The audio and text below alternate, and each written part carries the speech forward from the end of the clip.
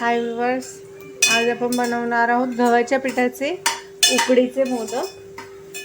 त्यासाठी इथे मी पहिले 1 चमचा तूप घेतलेला आहे आणि त्याच्यामध्ये मनुके फ्राय करून घेतलेले आहेत। तुपावरती छान असे मनुके मी परतलेले आहे, जास्त नाही, फक्त एकच छोटा 2 टेबलस्पून आहे ना तेवढं भरून तूप घ्यायचं आहे। तुमच्याकडे नसेल तूप तर सनफ्लावर ऑइल वापरलं तरीही चालेल। हे इथे आहे, हा आहे एक नारळाचा मी मिक्सरला बारीक करून घेतलेला आहे। 1 नारळ आहे हा। तुमच्याकडे जर खोवण्याचा विळी असेल तर त्याच्यावर तुम्ही नारळ खोवून पण वापरू शकता, पण मी इथं मिक्सरला वाटलेला आहे। आणि आता आपण छान तुपावरती परतून घ्यायचा आहे। जर नसेल ना तूप, तेलावर परतला तरीही चालतो, काही हरकत नाही। तर 2 मिनिटं आपण छान ह्याला परतून घेऊया। हे पहा, आता आपलं 2 मिनिटं आपण ओलं खोबरं परतून घेतलेलं आहे। आता आपण ह्याच्यात गूळ घालायचा आहे। तर मी वाटीने मोजलं ना तर 2 वाट्या नारळाचा किस होता, तर 2 वाट्यासाठी आपण 1 वाटी गूळ घेतो इथं। मी फोडून घेतलाय, तुम्ही किसून पण वापरू शकता। आणि लो फ्लेमवरती आता आपण हे पूर्ण गुळाचं पाणी आहे ना, आता पाणी सुटेल नारळाच्या ओल्याव्यामुळे, तर पूर्ण पाणी सुकवून घ्यायचं आहे। सारण अजिबात ओलं नसायला पाहिजे, असं कोरडं करून घ्यायचं आहे। तर आपण हे 2 मिनिटं परतून घेऊया छानपैकी।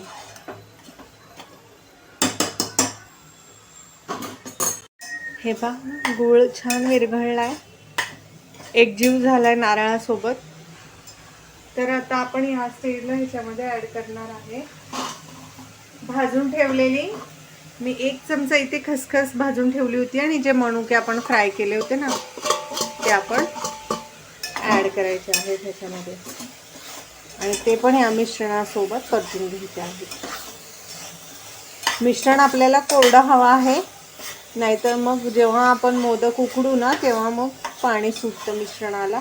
त्यामुळे पहिलेच ह्याला छान असे सुकवून घ्या मीडियम फ्लेमवरती। आपलं मिश्रण आता छानपैकी ना सुकलेलं आहे, खोबऱ्याचं आणि गुळाचं।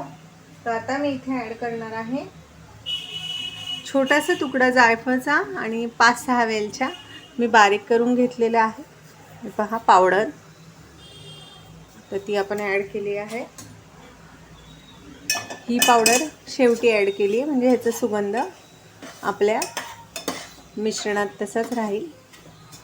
आणि आता आपलं हे पहा मिश्रण एकदम छान असं कोरडं झालेलं आहे। तर आता आपण गॅसची फ्लेम बंद करूया आणि मिश्रण एका ताटलीत काढून थंड करायला ठेवूया। हे पहा, इथे आपण पारीसाठी गव्हाचं पीठ घेतलेलं आहे। 2 वाट्या मी गव्हाचं पीठ घेतलेलं आहे, आणि हे आहे तांदळाचं पीठ, ही मी अर्धी वाटी घेतलेलं आहे। तर 2 वाटी गव्हाच्या पिठाला अर्धी वाटी तांदळाचं पीठ घ्यायचं आहे, ज्याच्यामुळे मोदक जे आहेत ते चिवट होत नाही। तर आता चवीनुसार मीठ टाकूया। मीठ टाकल्यानंतर आपल्याला ना 1 चमचा तेल टाकायचं आहे त्याच्यामध्ये। कुठलीही पळी वगैरे घ्या आणि 1 चमचा तेल टाका ह्याच्यामध्ये। आता आपण हे मिक्स करून घ्यायचं आहे, तेल छान असं सगळीकडं पिठाला चोळून घ्यायचंय। तुम्ही तेलाच्या ऐवजी तुपाचा पण वापर करू शकता, जे तुमच्याकडे अवेलेबल असेल त्याचा वापर करा। आणि आता थोडं पाणी घालून आपण छान असा गोळा मळून घ्यायचा आहे, जास्त घट्टही नाही जास्त पातळही नाही।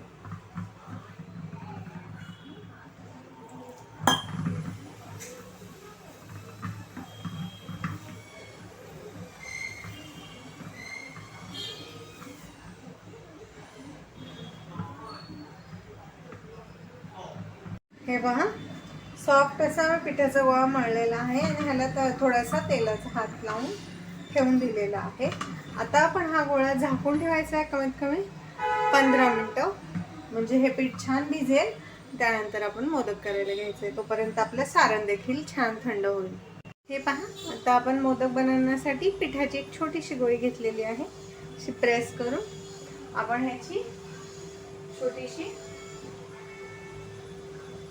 पोळी लाटणार आहे. छोटीशी एकदम पारी बनवायची आहे मोदकासाठी. जास्त जाडही नाही करायची आहे आणि खूप जास्त अशी पातळ पण नको.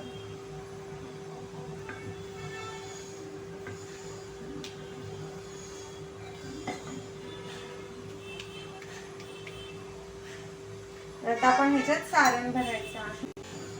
सारण भरले आपण. आता आपण मोदक बंद करायचा आहे.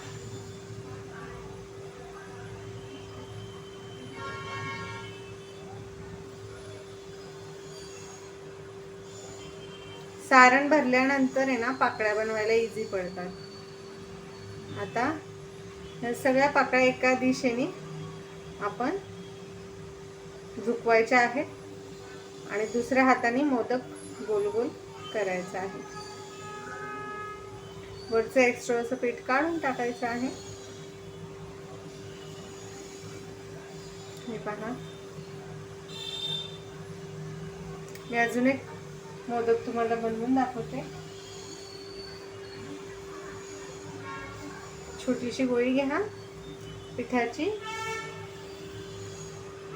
कोरड्या पिठामध्ये डीप करायची आहे.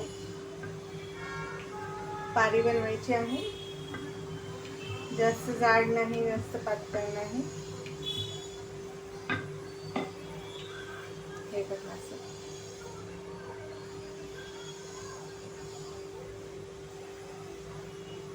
हे पहा सारण. सारण भरलंय मी. जितकं बसेल तितकं सारण भरायचं आहे.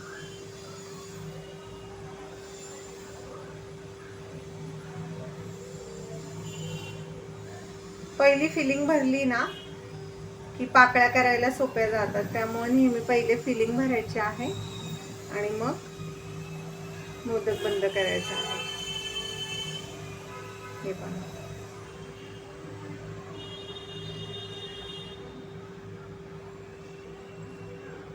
हे आपण वाफवणार आहेत मोदक. तर अशाच प्रकारे मी सगळे मोदक बनवून घेते.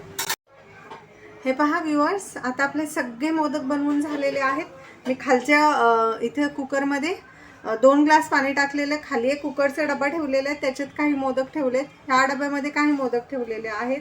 आणि आता आपण वरती अशी एक जाळीची प्लेट ठेवणार आहे, ह्याच्यावरती झाकण, आणि त्याच्यावरती पण आपण काही मोदक ठेवणार आहोत. तर आपण पहिले जाळीला थोडंसं तेल लावायचं आहे, जेणेकरून मोदक खाली चिकटणार नाही. आणि हे मोदक आपण कमीत कमी 15 मिनिटं वाफवणार आहे. हे पहा असं. आणि ह्याचं आपण झाकण लावायचं आहे. शिट्टी लावायची नाहीये झाकणाला अजिबात. आणि घट्ट बंद करायची आहे. जेव्हा ह्या शिट्टीतून, म्हणजे शिट्टी आपण ह्याची काढलेली, जेव्हा हे वाफ जाण्याचं जी जागा आहे तिथून वाफ यायला लागेल, तिथून पुढं 15 मिनिटं मोजायची आहेत आपल्याला.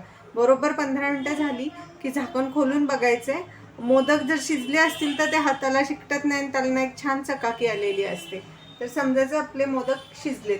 जर खालचा डबा किंवा मधल्या डब्यातले मोदक नाही शिजले तर तुम्ही परत ते 10 मिनिटं वाफवू शकता. हे पहा, मी कंप्लीट आहे ना हे मोदक 20 मिनिटं वाफवलेले आहेत. तुम्ही बघू शकता किती चमक आहे ह्याच्यामध्ये. अशी चमक आली की समजायचं आपलं जे मोदक आहेत ते शिजलेत आणि पीठ देखील हाताला चिकटत नाही, एकदम प्लेन. तर आता हे मोदक मी काढून तुम्हाला सर्व करून दाखवते. तुम्ही बघू शकता आपल्या मोदकांना एक चमक आहे अशी.